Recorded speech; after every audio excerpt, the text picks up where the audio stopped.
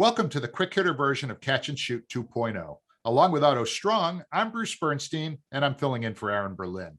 Our featured conversation this week is with Suns beat writer Duane Rankin of the Arizona Republic, who shares with us the secrets of Chris Paul's incredible leadership skills. Earlier in the conversation, Duane, you alluded to Chris Paul's, experience with some of this stuff, and clearly referring to his time with the Clippers and the whole Donald Sterling mess, and of course Monty Williams, who should have been Coach of the Year last year. He was my preseason pick, by the way, and I was so disappointed that Thibodeau got it. I thought Monty totally deserved it. Anyway, I got to move on from that. But so you talked about the leadership, and Chris Paul has generally been acknowledged by pretty much anybody in the know as being perhaps the one or two best leaders of a team in the NBA. I think you had to put LeBron in there too, but certainly CP3. What is it about his leadership style that is so effective? Oh, he's a constant. The guy doesn't let up, like literally, like he talks 24/7. Like Chris Paul is constantly in your ear. Like he's constantly talking. He's constantly telling you what you need to do. He's constantly talking with Coach Williams. The guys, those two talk watching game. Like Chris sitting on his couch, Monty's sitting on his couch in separate homes, and they're literally texting each other like, did you see that? Because they know each other watching the same game.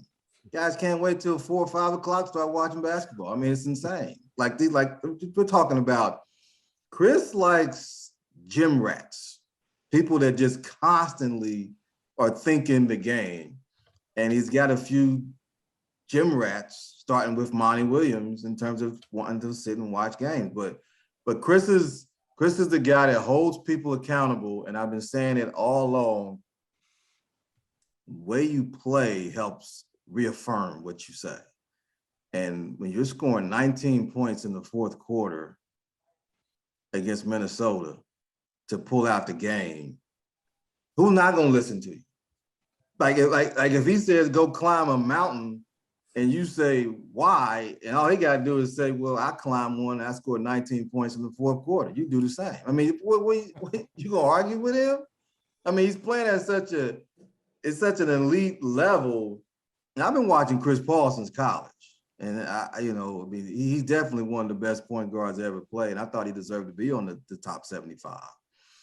But the way he's playing now, it's insane to watch, really. Like he'll go 3 quarters where he's just passing. He'll get a rip move foul on somebody, or and then all of a sudden, fourth quarter, it's like he gets in this mode. Like it's just so his ability to not only that he's 17 years in the league and what he says, he knows what he's talking about.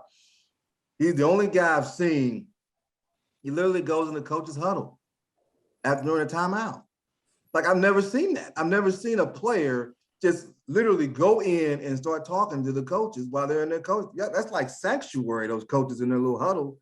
He just walks right in. Like, I got a pass to come in here to speak my mind on something, and they're not arguing it. They're like, come on in. I mean, like, he has a power on this team that a lot of guys in the league would love to have with their team. It's right up there with the LeBron influence, where what he says goes. I mean, JaVale McGee is there probably because of Chris Paul. I mean, so it's like he has a lot of say in what happens. And so, and the huge reason for that, the number of years, and also the experience, the know-how. He knows, he's seen it and done it over and over and over again. And he's in your face, but he also acknowledges when people play well. And that makes the guys feel good. Like Mikal Bridges says, he views him as a close friend. He's called Mikal Bridges, he's one of my children. The way, because Mikal's kind of silly. Mikal kind of has a sense of humor. He's like, he acts like my kids.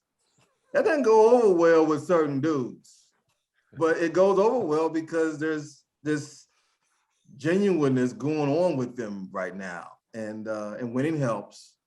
But Chris is bulldog. He's in your face. He's constructive. But they know it's coming from a place of him wanting to win the game. And I think that run to the finals, they saw, okay, well, yeah, He knows what he's talking about. Now, had they went 500, it might be tuning him out this year, but they didn't. So they're fully locked in on whatever he says. And DeAndre Ayton is, they're sitting down one-on-one talking about the game. They're literally like, he's like the coach. Like your point guard is a coach on the floor, but off the floor, like it's insane what's happening with that. Like to see that evolve that fast, and relationship with Devin is perfect. They're brothers. It's not big brother, little brother. It's equal. And Devin goes at him. He goes at Devin. And so when you have your two best players, that kind of respect for each other, but want to compete, because that's what Chris is about. He's about competing. If you're not competing, you're going to have issues with him. So he forces that hand where you have to compete.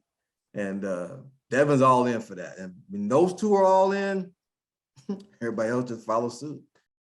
If you'd like to hear more of our thoughts on what's happening around the world of basketball, check out the full version of Catch and Shoot 2.0 from Pure Hoops Media.